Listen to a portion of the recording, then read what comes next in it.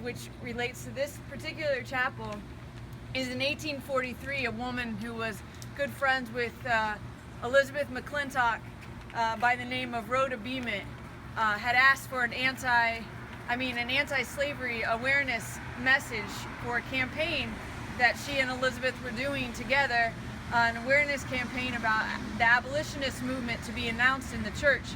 And the pastor didn't announce it for 2 Sundays in a row.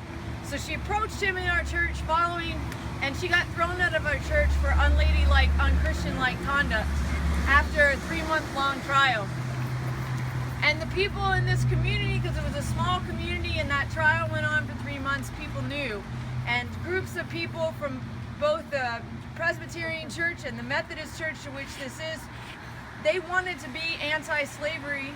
They were pro-women, and they began this chapel and this congregation, this right here where we're standing. And in 1848, 5 years later, they made the Declaration of Sentiments, which is down on that wall, and declared that people are people. Dr. Seuss went on to declare that later, and for generations to follow.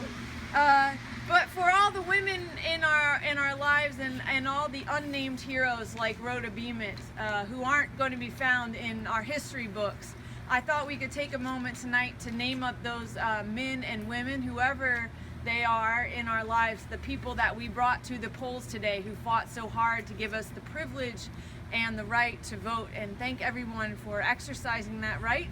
No matter who you voted for, you voted. And may all our voices be heard and be counted.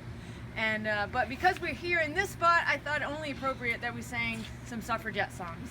So for those who are singers, even if you're not singers, you're invited to sing along. But for people who maybe know these tunes, the first one is actually to the tune of the Battle Hymn of the Republic. And I have another one. Isn't it important to tell them that she got reinstated? Yes. Yes, our session did reinstate Rhoda Beamont, who was kicked out, and they reinstated her, and yeah, it's an important part of our church's history too. So we're gonna, I know I have some choirettes, can I call it that tonight? The choir directors here. There you go. All right, so it's the tune of the Battle Hymn of the Republic. And for the fight is hard and long, rise up in thousands singing loud a battle song. Right is might and in strength we shall be strong, and the cause